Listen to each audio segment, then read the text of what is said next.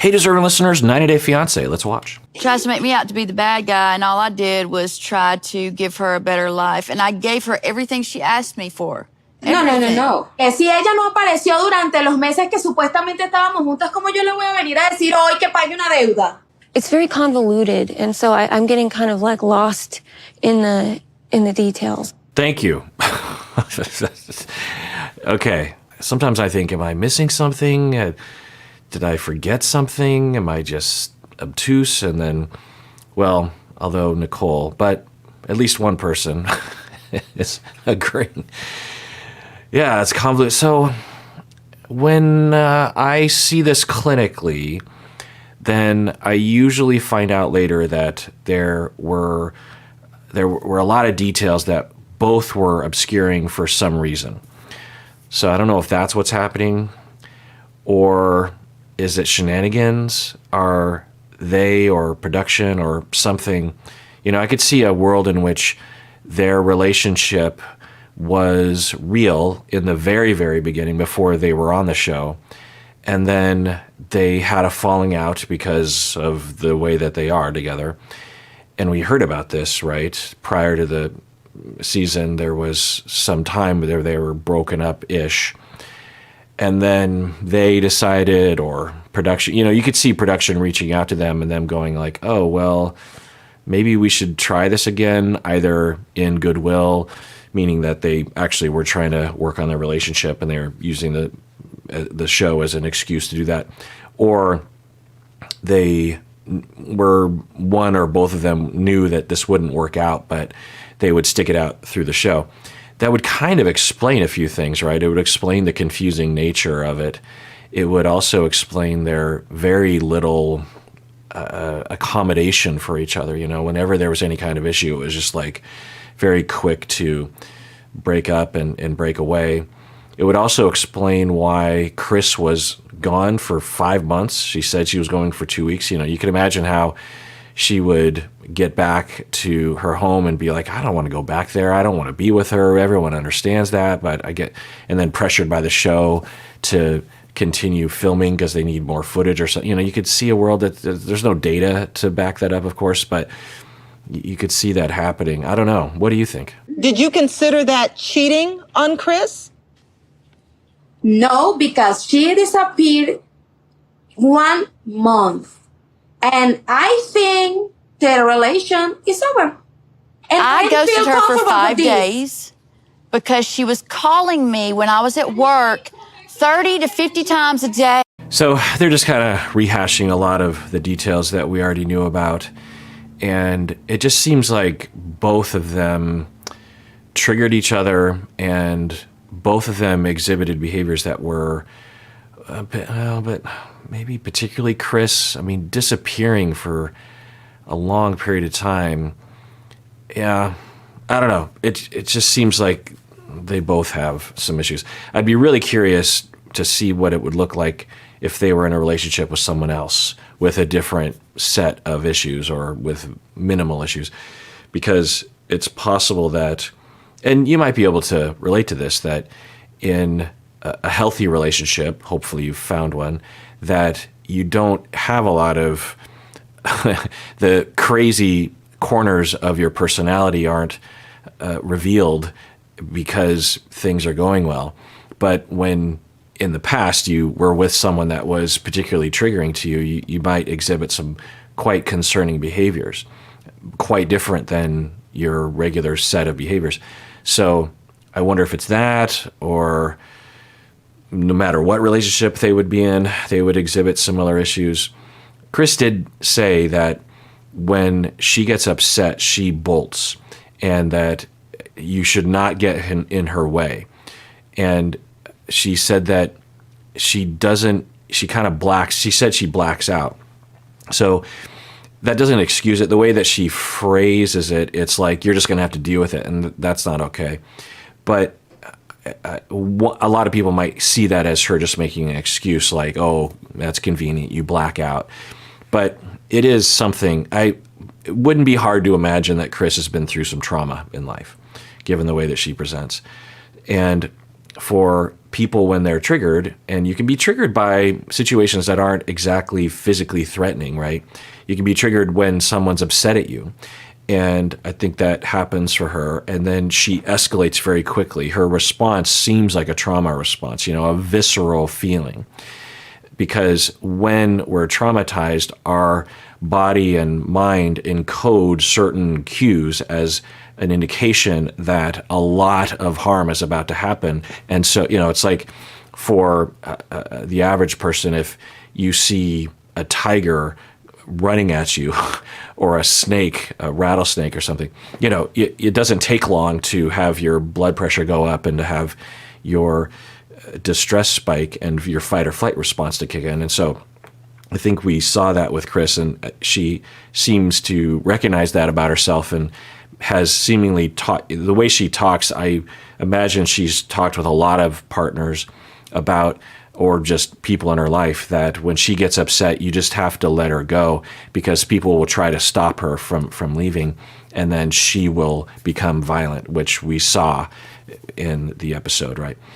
It doesn't make it okay. It's abusive. But the solution isn't for her to just say, well, deal with it. It's for her to recover and for her to do the work and to have things in place. If the two of them had come into couple therapy, this would be one of the first things that I would work on, because we can't have violence happening and conflict is going to happen and she's going to want to bolt. So one of the first things that I would suggest is to Jeymi that, yes, if she wants to go, let her go. She doesn't have the right, so Kris doesn't have the right to put hands on, but also you don't have the right to invade someone's space when they're telling you to go away. Kris was more in the wrong, but if Kris hadn't been physical and Jeymi had just stood, because at the time when I was watching that scene, I was like, so they only have one van that they can get? No, there were two different cars that they could be transported in separately. And if Jeymi is sort of forcing her presence on Kris, that's not okay. Putting hands on, in my book, is worse. But Kris was being pretty pointed about, get away from me, leave me alone. It was over the top. If you're Jeymi, you're just like, what is going on? I don't have to listen to this crap.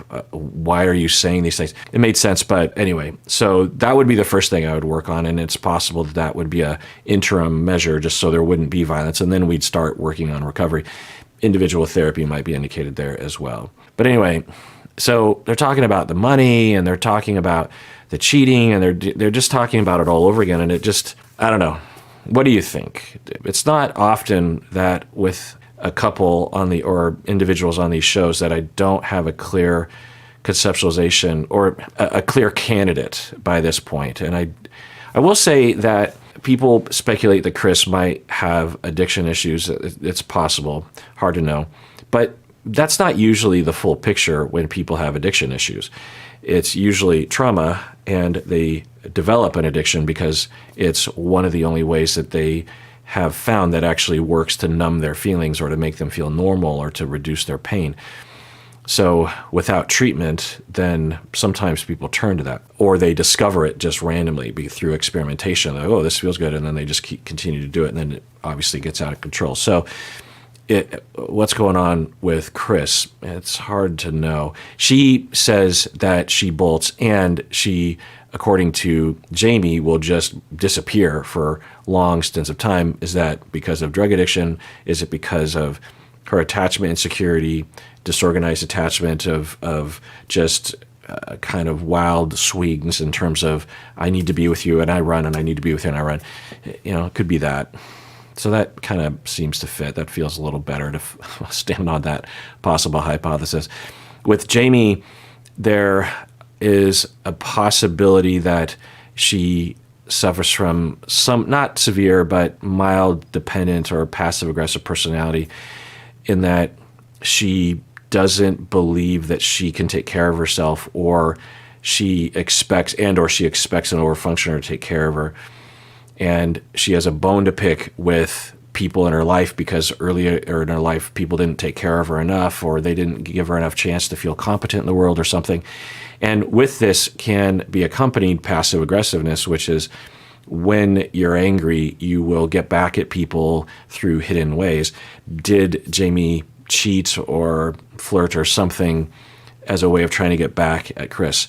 Or did Jeymi legitimately believe the relationship was over, which makes sense, and then just engage in another relationship, and then Kris is framing it as cheating or something? So I don't know, it's just hard to tell. Let me know what you think, seriously. And they had to take my phone away because she was blowing up my phone so much because I wasn't responding to her text right away. I'm not going to lose my job for anyone. No, this is no true. She disappeared for 20 days for my birthday and my grandma's death. Yeah, the way that Kris talks, I mean, they both kind of, well, I don't know. Jeymi brought receipts from the bank indicating how much money Kris had given Jeymi. So, okay, I'm piecing together something. I think it's possible that Kris and Jeymi were legit, and Kris really wanted to be with Jeymi, but Kris has issues, and Jeymi does too, but maybe Kris has more issues. Or Kris's issues results in more severe distance and more stark distance, just disappearing for several days. And the disappearing is both an attachment insecurity or attachment disorganization reaction, and drug abuse will happen. There's no evidence that drug abuse is happening, so I just want to point that out. But it is a pretty big red flag when someone close to you just disappears and then returns and is like wants to return to normal. You know, it'd be one thing if you disappeared for 20 days and came back and said, oh, yeah, I was in a pretty bad place. You know, some sort of explanation, but I don't think that was ever given to Jeymi. And Kris just acts like it doesn't exist. It doesn't acknowledge these things and kind of gaslights Jeymi a bit about the money and about the disappearing and that kind of thing. So is it possible, if this is in the ballpark, Kris would legit want to be, people who disappear because of addiction and disorganized attachment, not everyone with disorganized attachment will do that. I'd say it's a very rare thing, but it does happen. They desperately want to be with their loved one, but they have such overreactivity and need for escape into some substance that they do that. But then once they're done, they're so ashamed of it, and they're so desperate to get the person back, and they feel like they can't reveal their coping mechanisms because, one, they would have to give them up. They perceive that to be true, and sometimes the partners will force that, which is not their recommendation, by the way. They should transition away from it over time with recovery, but to just take away someone's coping mechanism is not usually going to work. So they get so ashamed, and they just want to put it behind them. And if you've ever been involved, and I'm sure some of you have, with someone who has this pattern of addiction disappearing, it's weird. And over time, as the victim or the attached person, you end up just becoming accustomed to it. It's like, yeah, okay, I guess they just disappear. And it is normalized, which, it depends on the situation, but often the normalization isn't healthy for anyone. So it seems like, that's a pretty big red flag for that. Every time that I have seen that in my professional and personal life, where someone disappears for stints of time like that and has such unbridled emotionality, because that's another red flag. If they have unbridled emotionality and then they disappear for a long period of time, it kind of lends itself to like numbing with substance. Then every time that I've seen that presentation, I would later learn that it was indeed some addiction, some sort of substance problem. So of course that's not some slam dunk indication. That's what we're seeing with Kris. But I will say also that with the individuals that I've worked with who did present that way and did eventually learn it was substances, that before I learned it was substances, there were no indications that it was a substance problem. The only indication I had was that disappearing and that emotionality and that tendency to denial and that return and have very dubious, spurious explanations as to why the person disappeared. or the excuse would always kind of be the same, like, oh, my phone died and I couldn't find or something. And I will say that the individuals who have substance use disorders who present that way, they are very, very good at obscuring any sign of them using. And that disappearing act is an extreme version of managing how many signs they put out there. So I don't know. But at the same time, Jeymi also contributes issues here. I think I don't know. But then I can imagine people yelling at me and saying, no, Kris told Jeymi that she should quit her job, and that's true.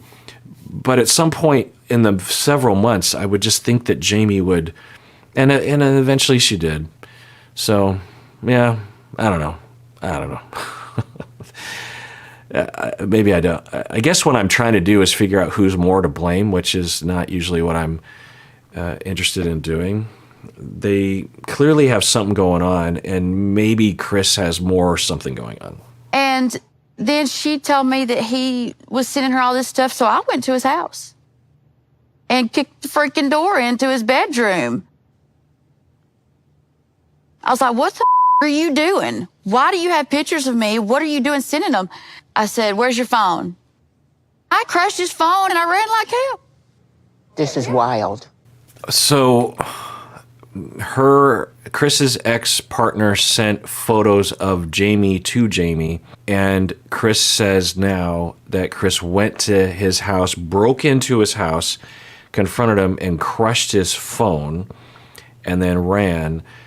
And there's so many issues here. On one hand, I think what Kris is saying is that this former partner stole these photos, and yeah, if that happened, then yikes, and call the police, or would the police help in a situation like that? They should. So maybe you do have to take matters into your own hands, I guess.